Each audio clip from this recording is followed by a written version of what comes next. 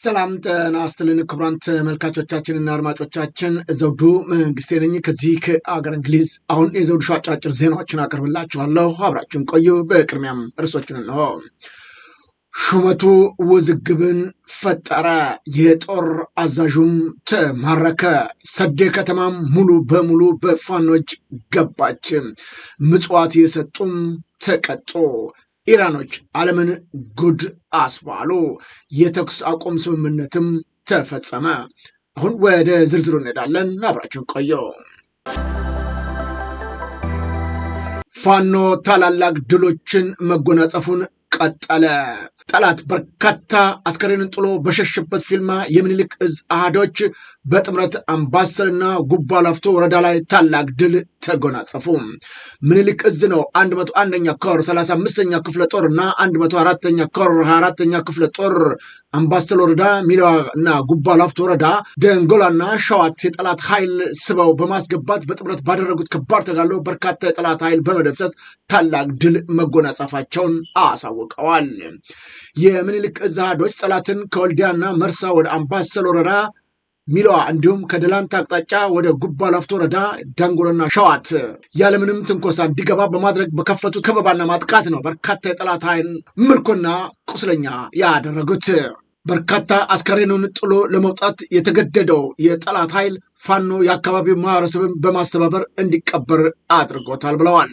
በምኒልክ እዝ 101ኛ ኮር እና በ104ኛ ኮር የክፍለ ጦሩና የኮር አመራሮች በጥምረት የተመራው ከባድ ትንቅንቅና ተጋድሎ ነው የብልጽግና ዙፋን ጠባቂ ሰራዊት ከ70 በላይ አስከሬኑን በረሃ ላይ ጥሎ ከመሸሽ በተጨማሪ በዞንና ወረዳ ከተሞች ዙሪያ ያሉ ምሽጎችን ለቆ ፋኖን መዋጋት እንደማይችል በማረጋገጥ በርካታ ቀበሌዎችን ለቆ ወደ ወልዲያ መርሳ ከተማ አቅራቢያ ባሉ ቀጠናዎች ለመቀመጥ ተገዷል ሲል የአማራ ፋኖ ብሔራዊ ንቅናቄ ምኒልክ እዝ ህዝብ ግንኙነት መምሪያ ለዘውዱ ሾው ሚዲያ መረጃውን ልኳል።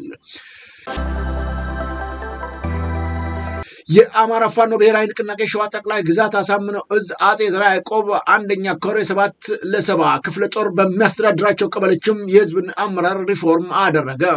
ሸዋ ጠቅላይ ግዛት ያሳምነው እዝ አጼ ዘርዓ ያዕቆብ 1ኛ ኮር በሱር በሚገኘው 70 ክፍለ ጦር በኤፍራታና ግድም ወረዳ 10 በሚገኘው መሃል ወንዝ ቀበሌ ላይ ነው የአመራር ሪፎርም ያደረገው። በሪፎርሙ መሰረት የአስተዳደርና ቀልጣፋ ቀበሌያዊ ነዋሪዎችን ፍላጎት በበለጠ ፍጥነትና ጥረት ለመመለስ አዲስ መዋቅር ቀበሌ አመራር አዲስ የስራ መመሪያ አደረጃጀት በመስጠት የተሻለ አሰራርን ለማጠናከር የህዝብ ግንኙነት በአካባቢው ማህበረሰብ እና ከክፍለ ጦሩ አመራሮች መካከል ያለውን ትብብር ይበልጥ ለማሳለጥም ጭምር እንደሆነ ገልጧል። በዚህም የ7-70 ክፍለ ጦር የሪፎርም ሂደቱን በመሃል ወንዝ ቀበሌ የተደረገው ለውጥ ሌሎች በእዙ ስር የሚገኙ ቀበሌዎችን አርአያ የሚሆንና ተገቢውን አገልግሎት ለህዝብ እንዲደርስ የሚያስችል መሆኑን ገልጧል። ይህንን ሪፎርም ለውጥ ብቻ ሳይሆን የተሻለ አገልግሎት፣ ፍትሐዊ አስተዳደርን ለማስፈን የወሰደው ቁርጠኛ እርምጃም ነው ብሏል። በማስከተልም አዲስ የተመረጡት የቀበሌ አመራሮችም ህዝባቸውን በታማኝነት እና በቁርጠኝነት ለማገልገል ቃል መግባታቸውን ገልጧል። የአማራ ፋኖ ብሔራዊ ንቅናቄ ሸዋ ጠቅላይ ግዛት አሳምነው እዝ አጼ ዘርዓ ያዕቆብ 1ኛ ኮር ህዝብ ግንኙነት አማራ ተዘዘ መረጃውን ልኮልናል። ፋኖን መዋጋት ያቃተው የብልጽግና ኃይል የፋኖን ቤተሰቦች አፈነ። በደጋ ዳሞት ፈረስ ቤት ውጊያ ሌተናል ኮሎኔል ደመላሽ አሰፋን ጨምሮ በርካታ ሰራዊት እና መሳሪያ የማረከው የአማራ ፋኖ ብሔራዊ ንቅናቄ ቴዎድሮስ እዝ 109ኛ ኮር ወታደራዊ አዛዥ ሆነው አርበኛ ታዘበ ስየን ቤተሰቦች አገዛዙ አፍኗቸዋል። በውጊያ ማስለቀቅ እንደማይችል ያረጋገጠው የብልጽግናው አገዛዝ ከፋኖ ጋር ምንም አይነት ግንኙነት የሌላቸውን የአርበኛ ታዘበው ስዬ ወንድም አቶ ጌትነት ስዬን፣ እህቱን ወይዘሮ ጥሩ ወርቅ ስዬን እና የእህቱን ባል አቶ ሽመልስ ተሻለን ባህር ዳር ከተማ ላይ ከመኖሪያ ቤታቸው በማፈን ነው ምዕራብ እዝ ማዘዣ ወይም መኮድ አስሮ እንደሚገኝ የተገለጸው። ወይዘሮ ጥሩ ወርቅ ስዬ የታገተችውም የ4 ወር ህፃን እንደያዘች መሆኑም ታውቋል። የአርበኛው ቤተሰቦች በማገት የተማረከውን ኮሎኔል እንዲለቀቅ ጥያቄ ያቀረቡት የብልጽግና ካድሬዎችና የመከላከያ አመራሮች ከታጋዩ የተሰጣቸው ምላሽ ታሳፍራላችሁ የሚል ነበር። በውጊያው የተማረኩት ኮሎኔሉን ለማስለቀቅ የተፈጸመውን የጽሃን እገታ ፕሮጀክት የተነደፈው እና የተመራው ሀገር እንመራለን ብለው በሚያስቡ የብልጽግና ከፍተኛ ካድሬዎችና ጀነራሎች መሆኑ ኢትዮጵያ ያለችበትን የዝቅተኛ ደረጃ የሚያመላክት እንደሆነም ተጠቁሟል። የተፈጸመው እገታ ነውረኛ ተግባር መሆኑን አውቀው በአስቸኳይ የማስተካከሉ ከሆነ ይህን ተከትሎ ለሚመጣው ማንኛውም ቀውስ ያገዛዙ የጸጥታና የፖለቲካ አመራሮች ኃላፊነቱን የሚወስዱ መሆኑን እንገልጻለን ሲል አስረስ ማረ ዳምጤ አሳውቋል። ሰዴ ከተማ ሙሉ በሙሉ በፋኖ ቁጥጥር ስር ገባች። ሰዴ ከተማ ነች በቴዎድሮስ እዝ 201ኛ ኮር አርበኞች ቁጥጥር ስር መዋሏ የተገለጠው።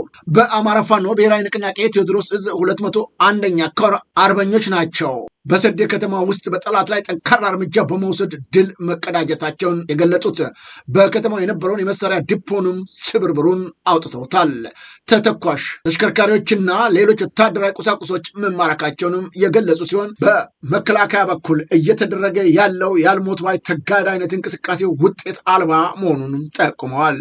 ብልጽግናዎች በአሁኑ ሰዓት በአማራ ክልል ምርጫ እናከናውናለን እያሉ በሚንቀሳቀሱበት ጊዜ ነው ፋኖ በርካታ ከተሞችን በቁጥጥር ስር በማዋል ላይ የሚገኘው።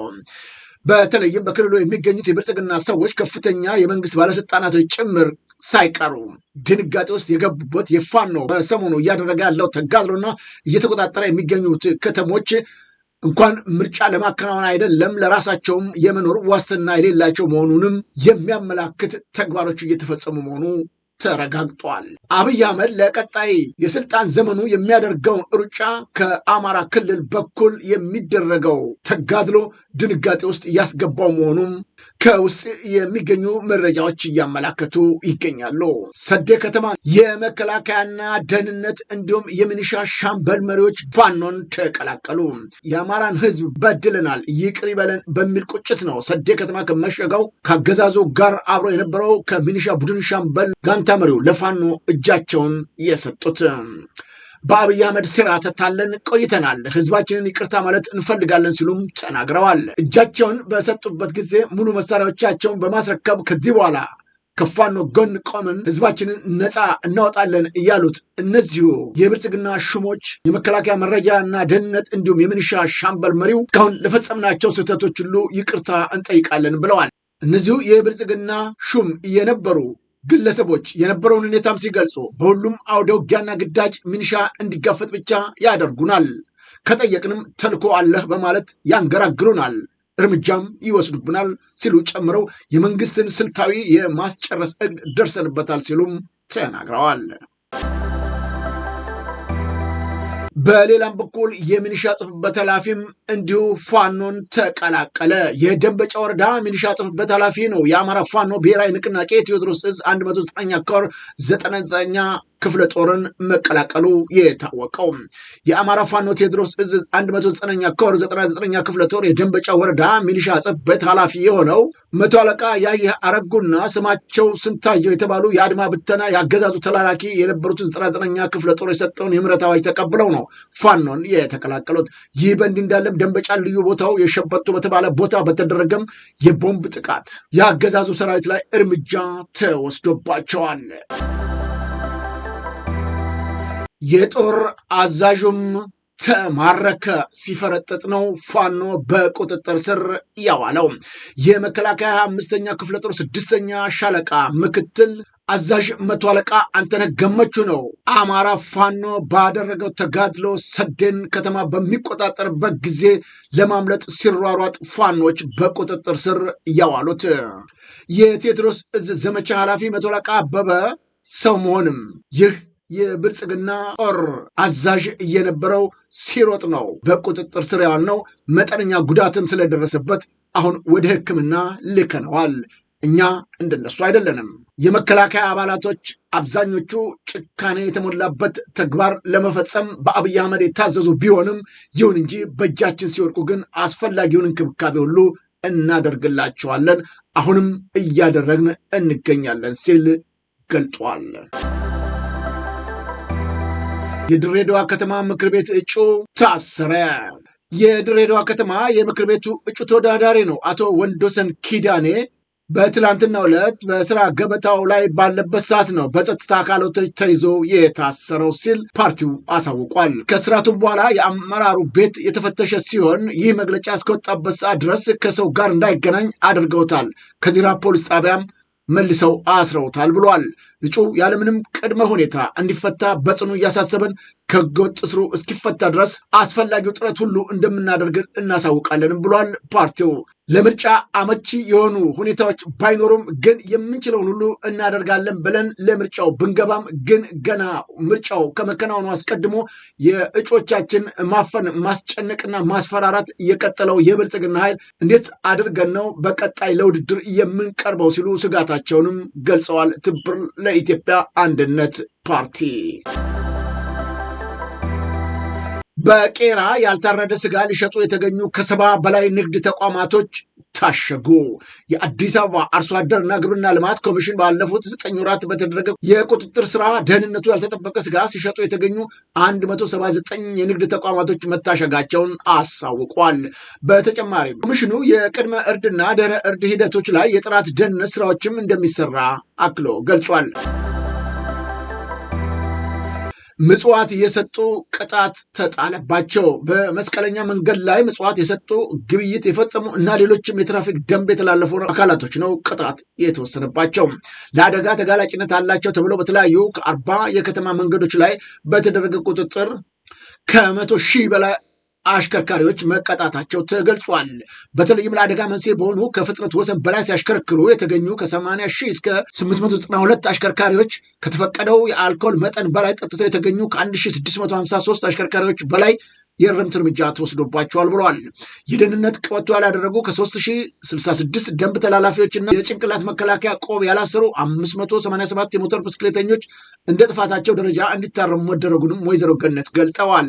በተመሳሳይ 7026 አሽከርካሪዎች ስልክ በማነጋገር 36 በተመረጡ የትራፊክ መብራቶች፣ አደባባዮች ላይና መስቀለኛ መንገዶች ላይ ምጽዋት የሰጡ እና ግብይት የፈጸሙ 4500 ግለሰቦች በ110 ለህዝብ ትራንስፖርት ብቻ መቆሚያ ስፍራ ባስ ስቶፕ ላይ ቆሙ በተደረገ ቁጥጥር 25238 ደንብ ተላላፊ በመገኘታቸው መቀጣታቸው ተገልጿል። ሹመቱ ውዝግብ አስነሳ። የሌተናንት ጀነራል ታደሰ ወረደ የትግራይ ጊዜያዊ አስተዳደር ፕሬዝዳንት ለተጨማሪ 1 ዓመትም ተራዘመላቸው። በዚህ ምክንያት ነው በተለይም በትግራይ የሚኖረው ማህበረሰብ ለሁለት ተከፍሎ ውዝግብ ውስጥ መግባታቸው የተገለጸው። በትግራይ ክልል የሚደረገው በጣም ከፍተኛ የሰብአዊ መብት ጥሰትና እንደዚሁም ደግሞ ሰራተኛው ጭምር ሳይቀር ምንም አይነት ደሞዝ ባልተከፈለበት በዚህ ሰዓት ሌተናንት ጀነራል ታደሰ ወረደ ብቻቸውን ወደ አዲስ አበባ በመጓዝ ያደረጉት ንግግርና የተሰጣቸው ሹመት ተቀባይነት የለውም የሚሉ ወገኖች ቁጥር እየጨመረ መምጣቱም ታውቋል። ሌተናንት ጀነራል ታደሰ ወረደ የትግራይ ክልል ጊዜያዊ አስተዳደር ፕሬዝዳንት ዘመን ከሚያዝያ 1 2018 ጀምሮ ለተጨማሪ 1 ዓመት መራዘሙን የጠቅላይ ሚኒስትሩ ጽሕፈት ቤት አስታውቋል። ጽሕፈት ቤቱን ባወጣው መግለጫ ውሳኔው የተላለፈው በኢፌዴሪ ሕገ መንግስት አንቀጽ 62(9) እና በአዋጅ ቁጥር 359 1995 አንቀጽ 42(2) ለ እንዲሁም የትግራይ ክልል አካታች ጊዜያዊ አስተዳደር ለማቋቋም በወጣው ደንብ ቁጥር 479 2013 መሰረት መሆኑንም ገልጿል። ሹመቱ የተራዘመው ሌተናንት ጀነራል ታደሰ የዓመቱን የስራ አፈጻጸም ሪፖርት ካቀረቡ ማግስት ነው። ታዲያ ጠቅላይ ሚኒስትር አብይ አህመድ ከመጋቢት 29 2018 ዓ.ም ሌተናንት ጀነራል ታደሰ ጋር በዓመታዊ ሪፖርትና በግኝቱ ላይም ተወያይተው እንደነበረ ተገልጿል። ሌተናንት ጀነራል ታደሰ ወረደ ለመጀመሪያ ጊዜ በፕሬዝዳንትነት የተሾሙበት መጋቢት 30 2017 ዓ.ም አቶ ጌታቸው ረዳን በመተካት እንደነበረ አይዘነጋም።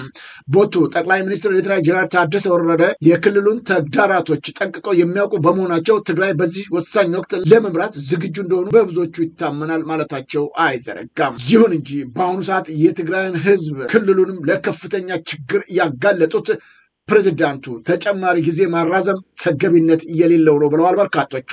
በክልሉም ሆነ በውጭ የሚገኙት የትግራይ ተወላጆች ለሁለት ተከፍለው ውዝግብ ውስጥ መግባታቸውም ታውቋል። አሁን ወደ ውጭ ዜናዎች እናመራለን። አየርላንድ በአየርላንድ ደሴቶች ላይ ለመኖር ፈቃደኛ የሆነ $90,000 ክፍያ ሰጣለሁ አለች። አየርላንድ አዲስ ህይወት በውብ ባህር ዳርቻ ላይ ለመጀመር ለሚያልሙ ሰዎች አየርላንድ አስገራሚ እድል ይዛ ነው የቀረበችው። አወር ሊቪንግ አይስላንድስ የተሰኘው በመላው ዓለም ከፍተኛ ትኩረት የሳበው ይህ አዲስ መርሃ ግብር በሀገሪቱ ገለልተኛ ደሴቶች ላይ ሄደው ለሚኖሩ ዜጎች እስከ $90,000 ወይም 84,000 ዩሮ የሚደርስ የገንዘብ ድጋፍ እንደሚያደርጉ ነው ያሳወቁት። ይህ በከፍተኛ የገንዘብ ማበረታቻ የቀረበው የህዝብ ቁጥር በእጅጉ እየቀነሰ የመጡ 30 የሚጠጉ ራቅ ያሉ የደሴቱ ማህበረሰቦች እንደገና ለማነቃቃትና ወደ ቀድሞ ህይወታቸው ለመመለስ ታስቦ የተዘጋጀ የ10 ዓመት ስትራቴጂክ አካል መሆኑን ታውቋል። ሩሲያና ቻይና የሆርሙዝ ሰርጥ መከፈትን ተቃወሙ። ሩሲያና ቻይና የሆርሙዝ ሰርጥ እንዲከፈት የሚጠይቀውን የተባበሩት መንግስታት የጸጥታው ምክር ቤት የውሳኔ ሀሳብ ድምፅን በድምፅ በመሻር ውድቅ አድርገውታል። የውሳኔ ሀሳቡ በአብዛኛው የምክር ቤቱ አባላት ሀገራት ድጋፍ ቢኖረውም በሁለቱ ሀገራት ተቃውሞ ሳይጸድቅ ቀርቷል ነው የተባለው።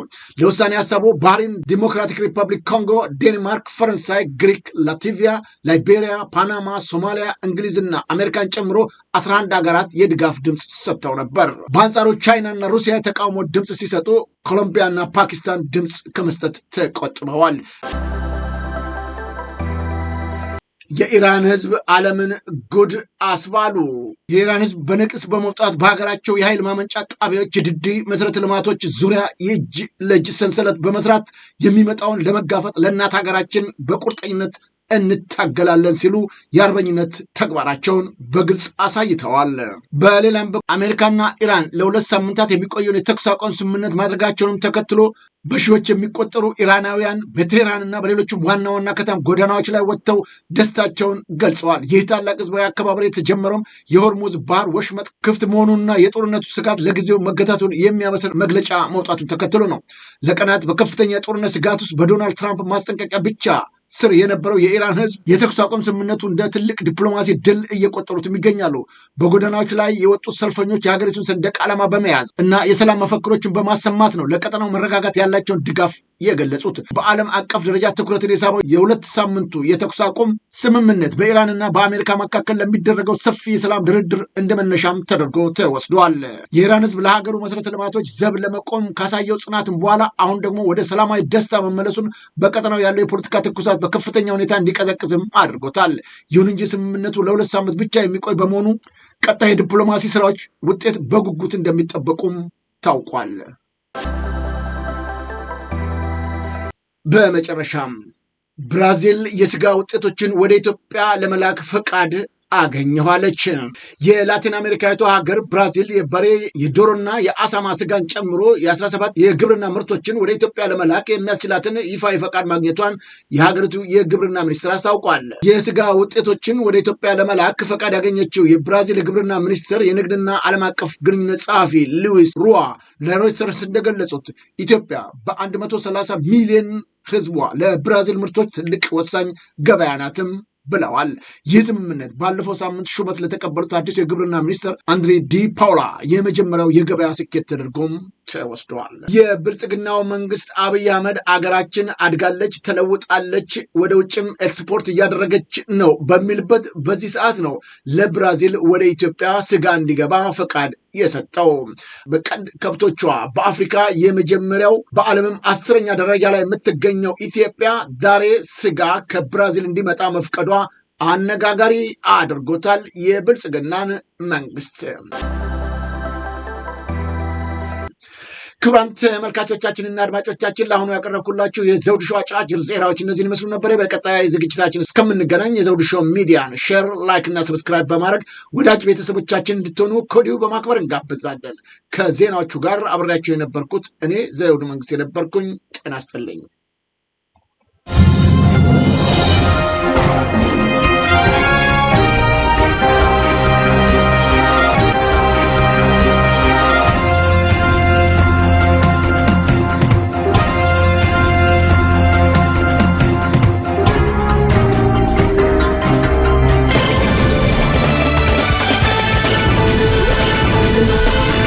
Thank you.